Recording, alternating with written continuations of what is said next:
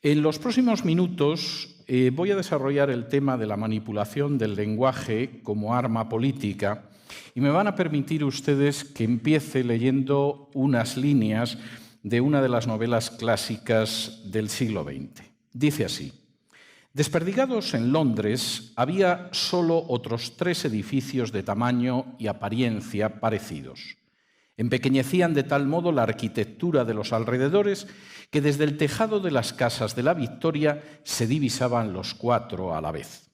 Eran la sede de los 4 ministerios en los que se dividía todo el sistema gubernamental. El Ministerio de la Verdad, que se ocupaba de las noticias, los espectáculos, la educación y las bellas artes. El Ministerio de la Paz, encargado de los asuntos relativos a la guerra. El Ministerio del Amor, que se ocupaba de mantener la ley y el orden. Y el Ministerio de la Abundancia, que era el responsable de los asuntos económicos. Sus nombres, en nueva lengua, eran Miniver, Minipax, Minimor y Minindancia. Las palabras que acabo de leerlas, en las que se describe no una utopía de futuro, sino una distopía de futuro, corresponden a una novela que se publicó no sin poca dificultad en el año 1949 y cuyo autor era un antiguo funcionario colonial británico que respondía al nombre de Eric Blair, aunque ha pasado a la historia de la literatura con su seudónimo de George Orwell. La novela era 1984 y, al igual que Rebelión en la Granja o La Granja Animal, fue una novela que literariamente era extraordinaria, que analizaba con un estilete cortante la realidad política e incluso señalaba lo que podía ser la realidad política futura y que casi nadie quería publicar por la sencilla razón de que la crítica al sistema socialista era tan evidente que no se podía negar. Orwell sabía de lo que estaba hablando en cuanto a la manipulación del lenguaje.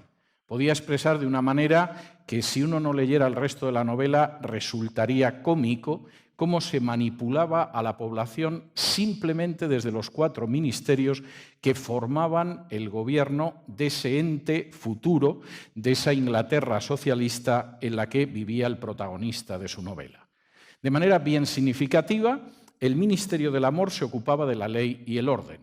Sin duda la ley y el orden son importantes, pero no parece que sea lo que más encaje con la idea de amor.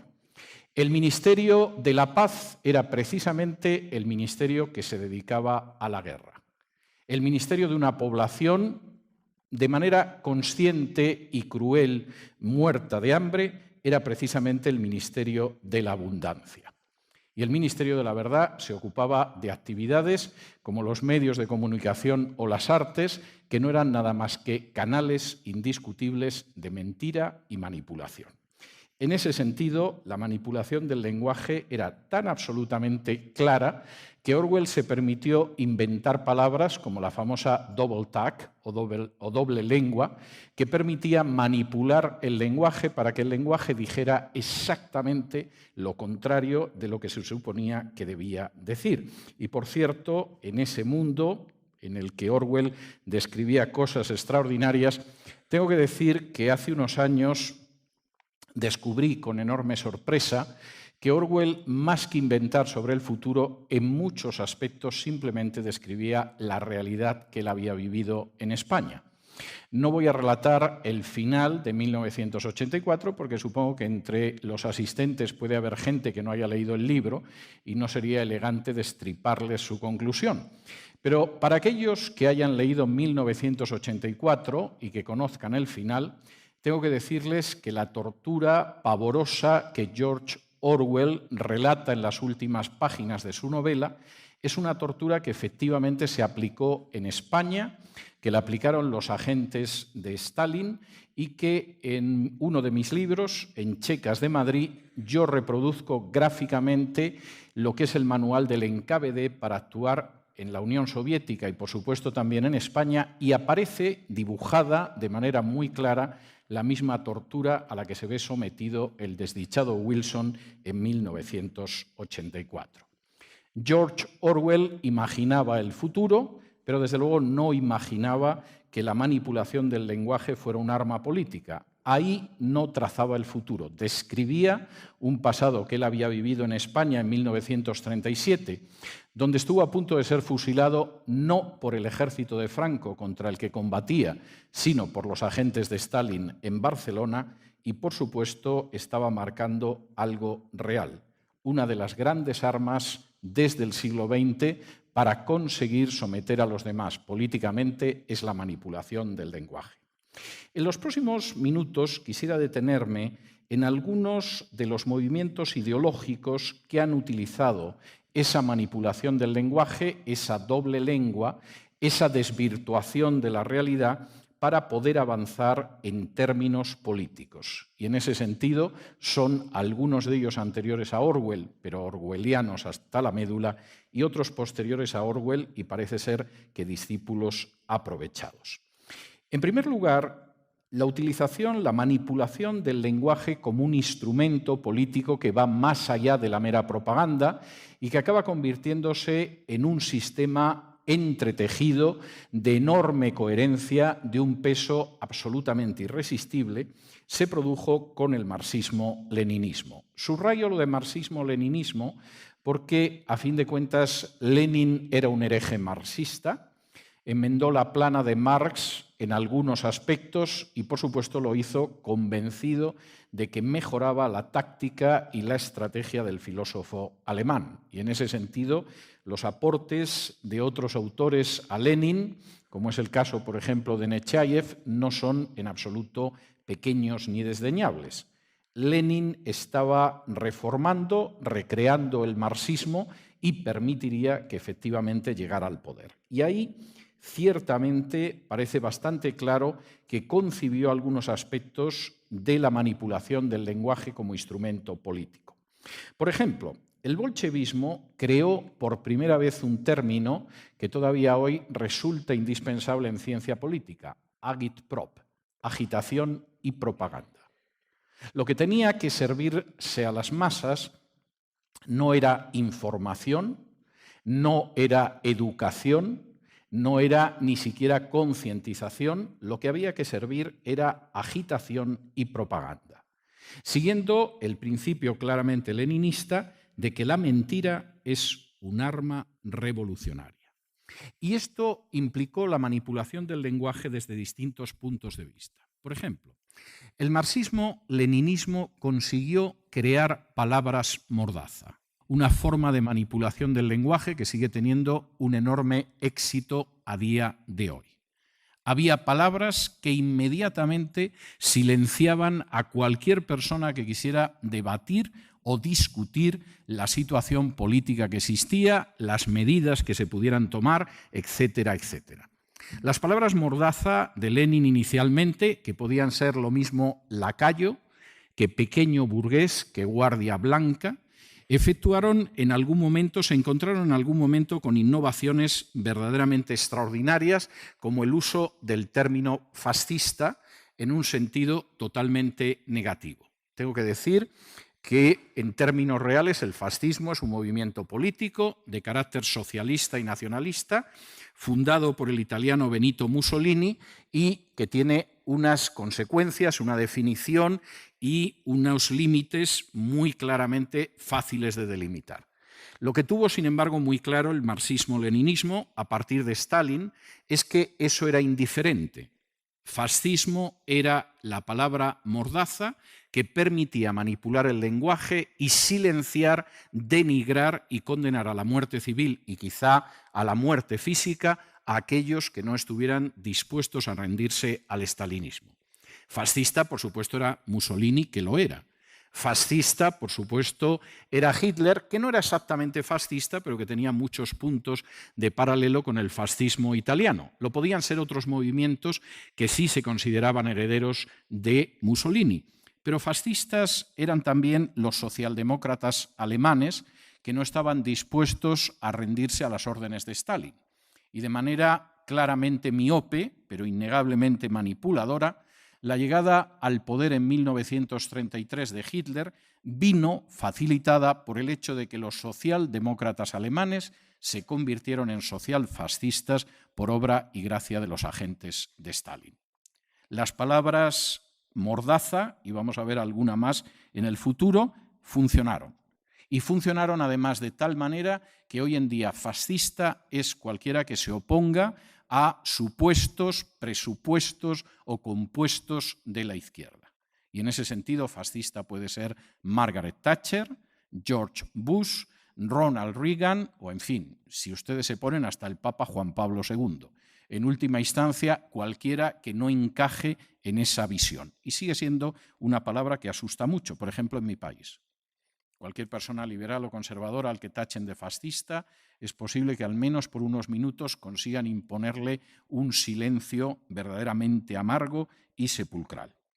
El marxismo-leninismo no solamente inventó esas palabras mordaza, no solamente constituyó la idea de agitación y propaganda, es decir, manipular el lenguaje para engañar, sino que además supo crear organizaciones de manipulación masiva. Por ejemplo, la creación de organizaciones pantalla. Esas organizaciones que en su momento siempre firmaban manifiestos de intelectuales y artistas en favor del gobierno de Stalin, supuestamente democrático y liberal, y crean que no exagero cuando utilizo los términos, estoy diciendo la definición que algunos de los que viajaban a la Unión Soviética daban después del gobierno de Stalin, organizaciones pantalla que decidían quién era intelectual y quién era simplemente reaccionario, organizaciones pantalla que decidían cuál era la ortodoxia artística, de manera que determinados autores estaban condenados, como podía suceder con escultores o pintores, y, por supuesto, organizaciones pantalla que siguen actuando a día de hoy. Espero que nadie se ofenda, pero cuando yo veo a ciertas personas firmar un manifiesto, y me da lo mismo que sea Michael Moore que Rigoberta Menchú, me echo a temblar. Porque no es nada más que la vieja organización marxista, leninista, stalinista de manipulación de la verdad a través de manifiestos intelectuales o de creaciones de organizaciones pantalla. Por cierto, algunos de los personajes que protagonizaron esa manipulación de la verdad seguramente no son tan conocidos como Goebbels, el ministro de propaganda del Tercer Reich, pero en buena medida fueron mucho más eficaces. Casi todo el mundo conoce al doctor Joseph Goebbels, lo asocia con la manipulación y la propaganda sucia, y casi nadie conoce a Willy Münzberger. Bueno, Willy era también alemán, era comunista, trabajó para Lenin, trabajó para Stalin, y créanme ustedes que Goebbels a lo más que llegó fue alumno aventajado del buen Willy, al que, por cierto, casi nadie llegó a conocer y supo crear las categorías de la manipulación del lenguaje con fines políticos. En segundo lugar, y siguiendo la estela de lo que es ese marxismo-leninismo, y dentro de esa manipulación del lenguaje está lo que algunos han decidido denominar neosocialismo, socialismo del siglo XXI o bien populismo. Es decir, distintos regímenes de orientación izquierdista surgidos en Hispanoamérica después del Foro de Sao Paulo, donde de alguna manera se pretende mantener un lenguaje de izquierdas, aunque en la práctica tengo que decir que algunos de ellos están en términos estrictos, no pretendo utilizar una palabra mordaza, no pretendo denigrarlos, describo, algunos de ellos están mucho más cerca del fascismo de Mussolini que del marxismo-leninismo. Por ejemplo, el régimen chavista de Venezuela. En 1991 cayó la Unión Soviética. No fue el final del uso del lenguaje manipulado con finalidades políticas, no fue el final de las dictaduras de izquierdas, fue simplemente la mutación. Y tengo que decir que en el caso de esos regímenes a los que se unió la vieja dictadura castrista en Cuba, pero que incluía a una dictadura no tan vieja de corte sandinista en Nicaragua, y por supuesto los regímenes de Bolivia, de Ecuador.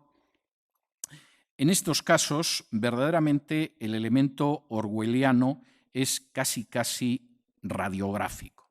Permítanme señalar tres pilares en los que se han apoyado estos populismos, socialismos del siglo XXI, o como ustedes los quieran denominar, que recuerdan tremendamente a los 4 ministerios que componían el gobierno de esa Inglaterra socialista del futuro descrita en 1984. El primero de esos pilares ha sido la insistencia por parte de todos estos gobiernos en que la guerra es la paz.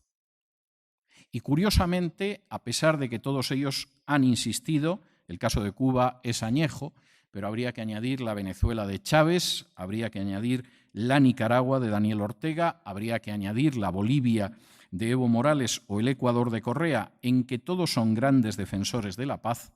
Lo cierto es que en términos generales son regímenes que solo se mantienen sobre la base de un ejército politizado y del ejercicio de la violencia. Efectivamente, la guerra es la paz. Y en ese sentido no hay que engañarse para ver lo que mantiene en pie todavía a las dictaduras de Cuba, de Venezuela y de Nicaragua. Un ejército que no es el ejército nacional, sino un ejército que fundamentalmente es la columna vertebral del régimen y la garantía de que cualquier intento de disidencia será reprimido con sangre, como hemos tenido ocasión de ver en los últimos meses en la cercana Nicaragua. Castigar, por el contrario, a aquellos que han sometido a naciones a la violencia, como es el caso de los narcoterroristas de las FARC en Colombia, mostrarse contrario a la capitulación frente a esa guerrilla es considerado un ataque a la paz. La guerra es la paz. Es Orwell. Es el gobierno de varias de las naciones de Hispanoamérica. En segundo lugar, y dentro de la manipulación del lenguaje con fines políticos realizada por esas dictaduras populistas, socialistas del siglo XXI, o como ustedes quieran llamarlas, la miseria es la justicia de los pobres. A finales de los años 80 tuve ocasión de publicar algunos artículos sobre la base de los datos que se podían publicar ya en la Unión Soviética, aprovechando la apertura, la glasnost, que vino de la perestroika de Gorbachov. Por primera vez en la historia de la Unión Soviética, desde 1917, los datos no se manipulaban, se falseaban o se magnificaban. Por primera vez la prensa empezó a hablar de lo que sucedía en los hospitales psiquiátricos, de lo que pasaba en los hospitales, de lo que acontecía en las residencias de ancianos y de cómo no funcionaba el sistema social soviético. Y las cifras eran verdaderamente escalofriantes, en algunos casos dignas de naciones del tercer mundo. La supuesta legitimación de la dictadura soviética, la supuesta justificación de los millones muertos en los campos de concentración del Gulag se venía abajo porque el país no funcionaba. Ni siquiera en la Unión Soviética el denominado socialismo real funcionaba. Es más, se insistía en la justicia de los pobres cuando en realidad eso solo era miseria.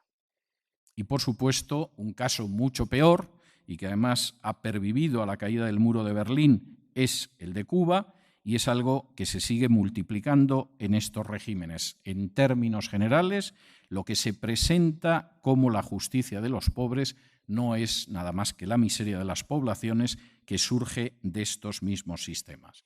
Y, por favor, no nos engañemos.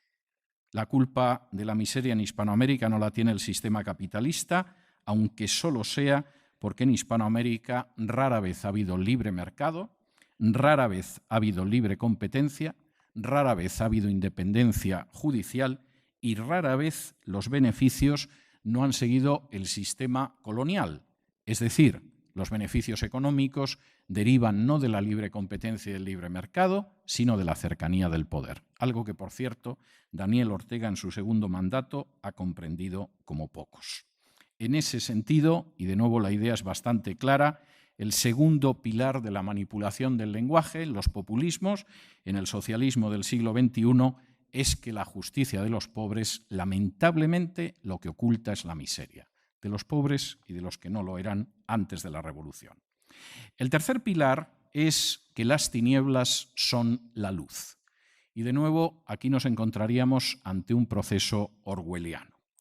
Posiblemente no es tan extraño que en esos populismos efectivamente las tinieblas se presenten como luz, A fin de cuentas, Hispanoamérica ha padecido durante décadas el martilleo de consignas como la opción preferencial por los pobres.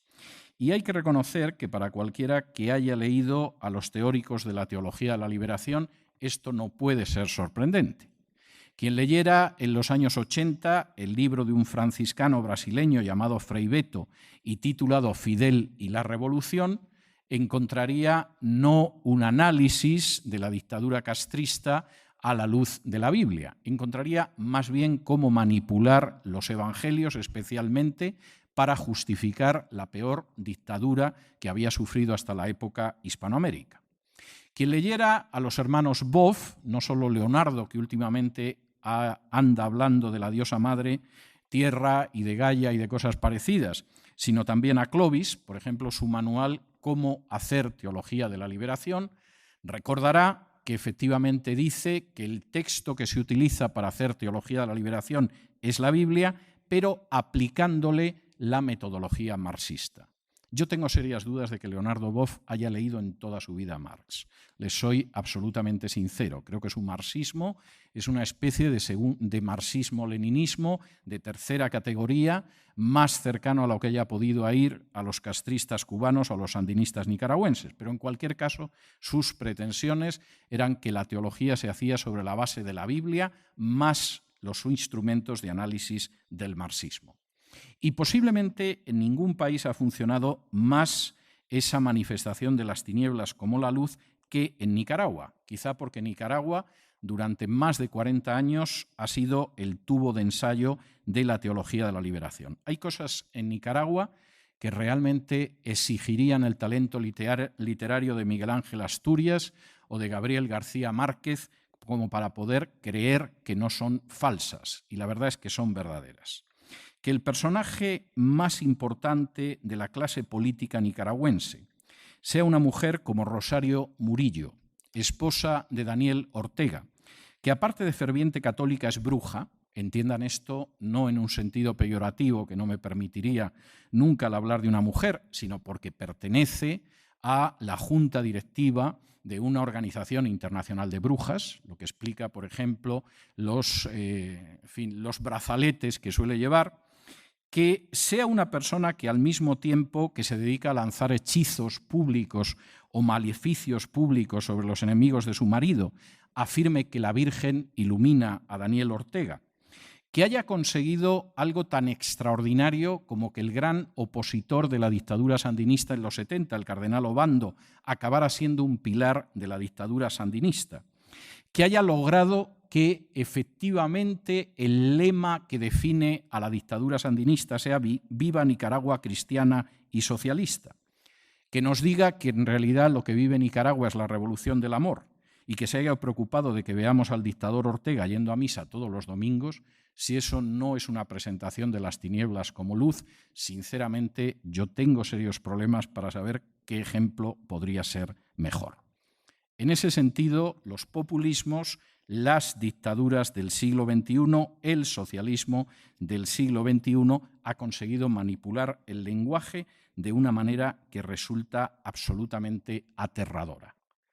La guerra es la paz, la miseria es la justicia, las tinieblas son la luz e incluso la luz espiritual. El tercer ejemplo de manipulación del lenguaje, en el que me voy a detener, pero tengo que reconocer que me voy a detener de manera breve porque me temo a mí mismo, es el de la manipulación del lenguaje llevado a cabo por los nacionalismos. El general de Gaulle, nada sospechoso de odiar a su patria, más bien héroe nacional francés, decía que hay una diferencia esencial entre un nacionalista y un patriota. El patriota ama a su patria por encima de las demás. El nacionalista odia a todas las patrias que no son la suya. Creo que es una de las definiciones más exactas que diferencian a un patriota de un nacionalista. Y cuando uno recuerda que Jefferson dijo que el mejor patriota siempre era el disidente, realmente uno acota, a mi juicio de manera correcta, lo que esto significa. El nacionalismo, de manera general, ha articulado discursos de manipulación del lenguaje sobre dos ejes: el victimismo y la superioridad nacional supuesta. Y en ese sentido, el lenguaje nacionalista siempre hace referencia a agravios, a veces reales, la mayor parte de las veces exagerados e incluso supuestos, y, por supuesto, a la idea de la propia superioridad frente a aquellos que nos han agraviado. Hitler podía apelar al Tratado de Versalles para decir no solamente que eran agravios injustos, y parte de razón tenía, sino además señalar que eran más injustos por el hecho de que los alemanes eran muy superiores a sus enemigos franceses, no hablemos ya de los enemigos del este de Europa, y por lo tanto eso tenía que llevar a un revanchismo. Pero eso ha sucedido no solamente con grandes naciones históricamente como Alemania, sino con pequeñas naciones artificiales. Es un gran problema europeo en estos momentos. Tenemos una Croacia artificial que jamás existió, simplemente porque Alemania desde hace décadas decidió que una Yugoslavia descuartizada era interesante. Y, por supuesto, la Casa Blanca con Clinton e incluso la Santa Sede consideraron que efectivamente era una buena idea descuartizar Yugoslavia y separar a los croatas de los serbios. Tenemos una Ucrania como nación absolutamente artificial, contando una historia totalmente falsa sobre Rusia, que por cierto muchos compran y difunden, simplemente porque había que descuartizar a Rusia. Algunos se preguntan por qué Putin es tan popular. Permítanme hacer un pequeño paréntesis. Entre otras razones, porque Rusia perdió el 27% de su territorio después de la caída de la Unión Soviética. Pregúntense cómo se sentirían ustedes si Guatemala perdiera el 27% de su territorio en favor de alguna de las naciones limítrofes o se creara alguna nación independiente en Guatemala, por ejemplo, de indígenas, que a fin de cuentas no han terminado muchas veces de encajar en el conjunto nacional. Y no les quiero hablar del caso catalán o vasco porque puedo ponerme a llorar en estos momentos. En el caso de Cataluña, hace apenas unos días en España se celebraba un congreso de historia catalana pagado con el dinero de los contribuyentes, donde los asistentes han podido saber que el Quijote se escribió en catalán, porque Cervantes era catalán, que Leonardo da Vinci nació en Cataluña y pintó la Gioconda en Cataluña, que Erasmo de Rotterdam en realidad nunca fue de Rotterdam ni holandés, porque era catalán, y que incluso Santa Teresa de Jesús, nacida en Ávila y castellana hasta las trancas, también era catalana. Como ustedes comprenderán, a partir de aquí uno puede reivindicar lo que quiera, manipular el lenguaje y exigir cualquier cosa. Ese nacionalismo y esa manipulación del lenguaje con finalidades políticas es el responsable directo de 2 guerras mundiales. Algo que sería prudente recordar, aparte de otros males sin cuento. Y a fin de cuentas no debería sorprendernos porque a inicios de los años 30 un cabo austriaco condecorado 2 veces durante la Primera Guerra Mundial, que se llamaba Adolf Hitler, utilizó un lema electoral que era «Votat sentimiento». Lo que el cabo austriaco no se podía imaginar es que unas décadas después ese votat sentimiento sería repetido como lema electoral por Carod Rovira, dirigente máximo de la Esquerra Republicana de Cataluña. Finalmente, la manipulación del lenguaje da para mucho y, como Orwell señalaba, si efectivamente conseguimos tocar los sentimientos, no cabe la menor duda de que todo va a funcionar bien. El cuarto sector político en el que me quiero detener, relacionado con esa manipulación del lenguaje por razones políticas, es la ideología de género. La ideología de género ha conseguido, de una manera que desde luego muestra hasta qué punto es fácil manipular a las poblaciones, ha conseguido unir a la izquierda y a la derecha. Inicialmente surgió dentro de la izquierda buscando algún proletariado que sustituyera un proletariado que ya no existía en Europa Occidental. Y, por supuesto, ese proletariado podían ser las mujeres, podían ser los homosexuales y en los últimos tiempos, además, son los inmigrantes africanos. Pero la ideología de género, sobre todo como consecuencia del impulso de otros movimientos políticos, ha terminado convirtiéndose en algo que va mucho más allá de la izquierda y que desde luego es asumido también por la derecha. Tengo que decir, y no desearía ser ni mucho menos ofensivo con esto, que la ideología de género me parece de una debilidad en términos intelectuales que prácticamente raya con la estupidez. Por supuesto, la ideología de género utiliza palabras mordaza. No se le ocurra a nadie cuestionar determinadas tesis de la ideología de género porque será un machista, un homófobo o un heteropatriarcal, sea eso lo que sea, y evidentemente estas palabras tienen un efecto paralizador, al menos en los medios de comunicación occidentales, no inferiores a ser calificado como reaccionario o fascista. Es más, entre que te llamen fascista o que te llamen machista, entre que te llamen reaccionario o te llamen homófobo, uno casi suplica que le llamen reaccionario. Y eso es otra muestra de la manipulación del lenguaje. Esa manipulación del lenguaje, además, tiene una serie de aspectos que son curiosos. No solamente estamos hablando de esas palabras que de alguna manera sirven como mordaza, como han servido a lo largo de la historia, sino de razonamientos que desafían al sentido común y que muestran hasta qué punto es fácil manipular el lenguaje para llegar a objetivos políticos. Por ejemplo, permítanme ponerles algún ejemplo y crean que no estoy bromeando ni pretendo ser sarcástico. Si cualquiera de sus amistades, de sus parientes o de sus hijos les dijera que desea cortarse una mano o cortarse un pie, inmediatamente lo llevarían a un especialista porque es un síndrome, es un trastorno de carácter psicológico el querer mutilarse y, por supuesto, a esa persona se le pondría en tratamiento. Si por el contrario les comunica que lo que quiere es cortarse los testículos y el pene, posiblemente lo van a felicitar ustedes. Ha descubierto que en realidad en su cuerpo de hombre anida una mujer.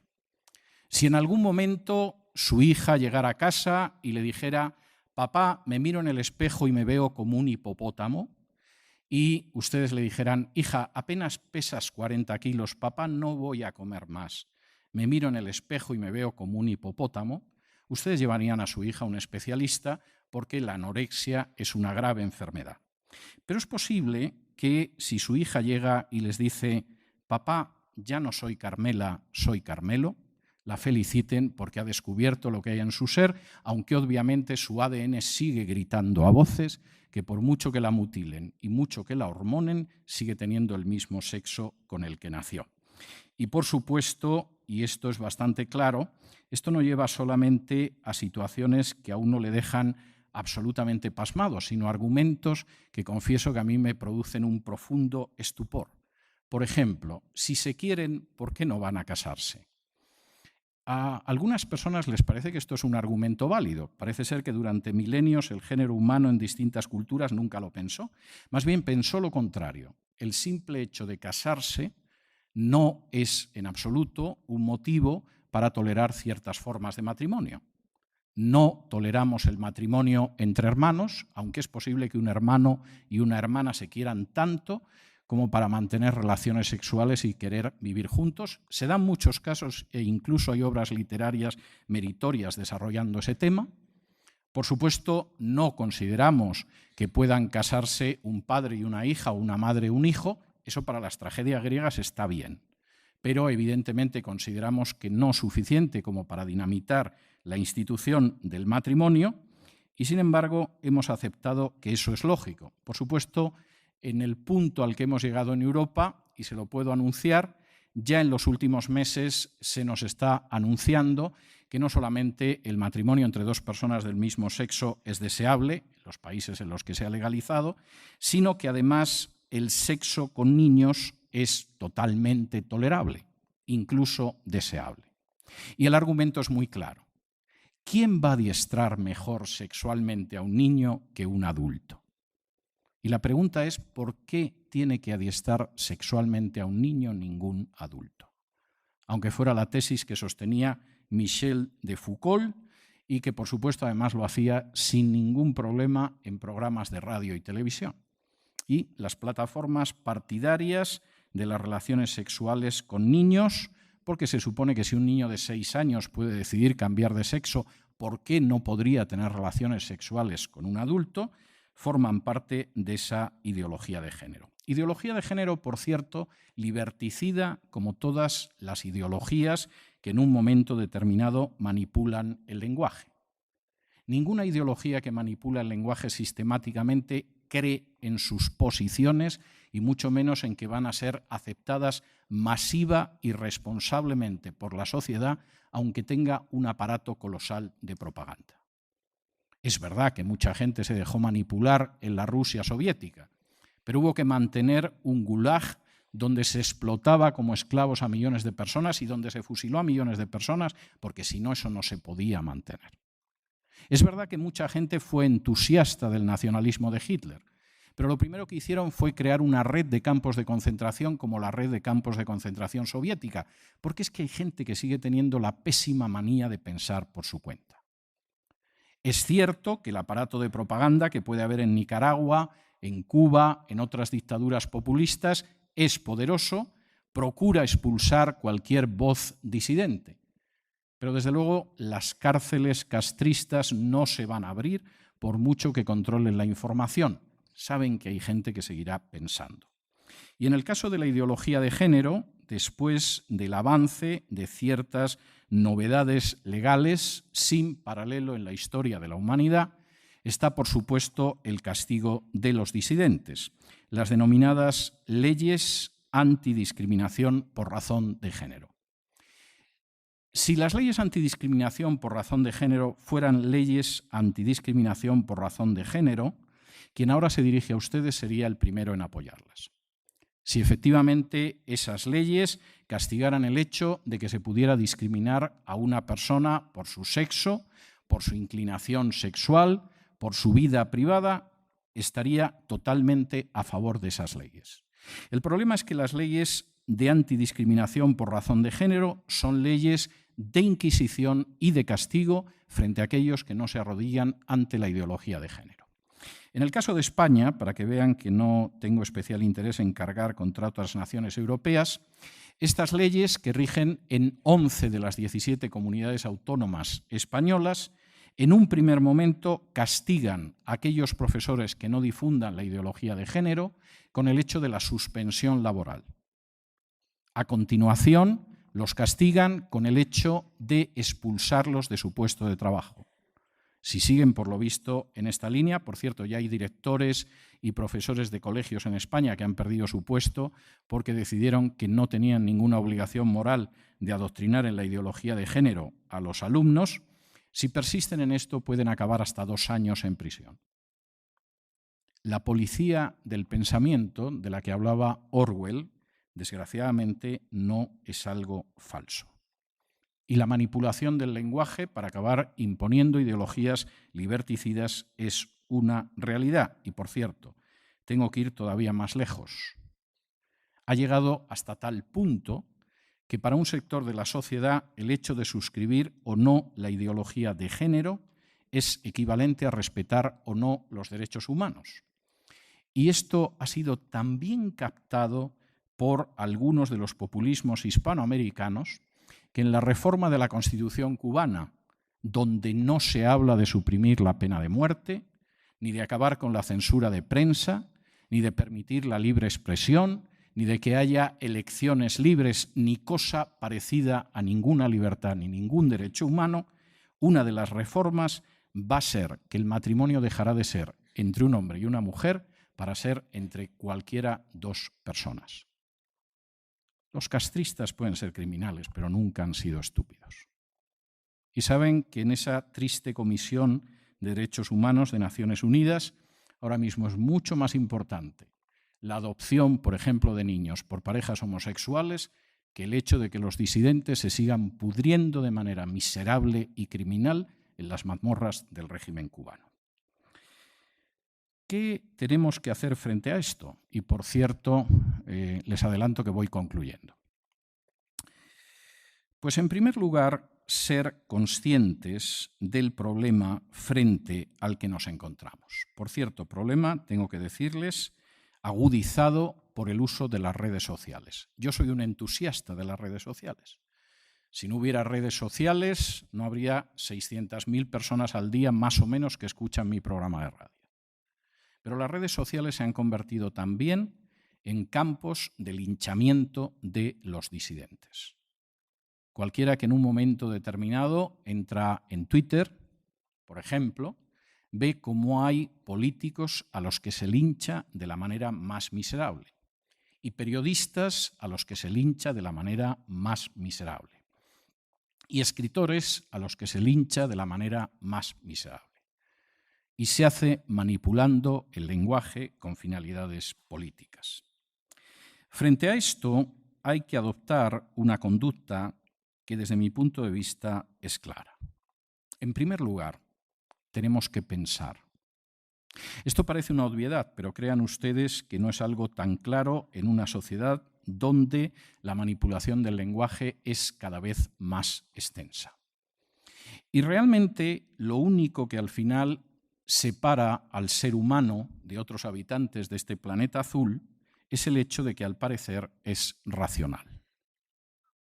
Si renunciamos a la razón, si renunciamos a pensar, si renunciamos a analizar con nuestros criterios aquello que nos ofrecen a través de la propaganda no siempre clara de medios, de partidos, de diversiones, del arte, estamos perdidos frente a la manipulación del lenguaje. Hay un pasaje que algunos consideran, un pasaje del Evangelio que algunos consideran especialmente bucólico, en el cual Jesús hace una referencia a mirad a las aves del cielo y a los lirios del campo. Y esto suena muy pastoril, ¿no? Uno se tumba, ve las aves del cielo, los lirios del campo. Esa es una interpretación seguramente agradable en ciertos medios religiosos, pero no tiene nada que ver con el significado original del texto. Jesús está apelando a la gente a que se detenga, observe lo que le rodea y saque consecuencias. En un mundo en el que somos empujados 24 horas al día, 7 días a la semana, para no pensar en absoluto como nosotros deberíamos pensar, para tragarnos de manera acrítica cualquier consigna, para asimilar como propio un lenguaje que está manipulado con pretensiones de dominio político, es un buen consejo el de pararse y pararse con la suficiente calma y serenidad como si nos pusiéramos a ver los lirios del campo y las aves del cielo. Porque si efectivamente la prisa es algo que marca nuestra vida y si acabamos tragando todo aquello que nos ofrecen, manipulado lingüísticamente, estamos destinados a ser esclavos.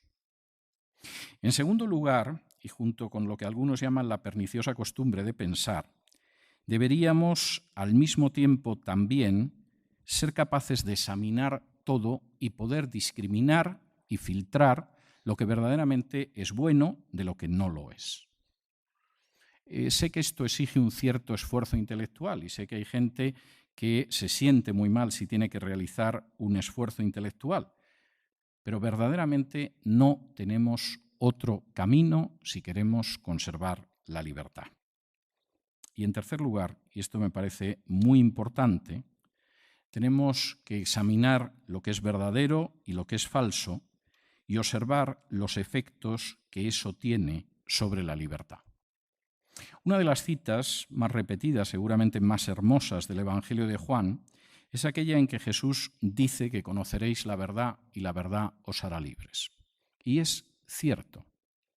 Es imposible ser libres cuando en lugar de asumir la verdad nos dejamos manipular por el lenguaje, absorbemos la propaganda totalitaria y aceptamos que se nos imponga una agenda liberticida.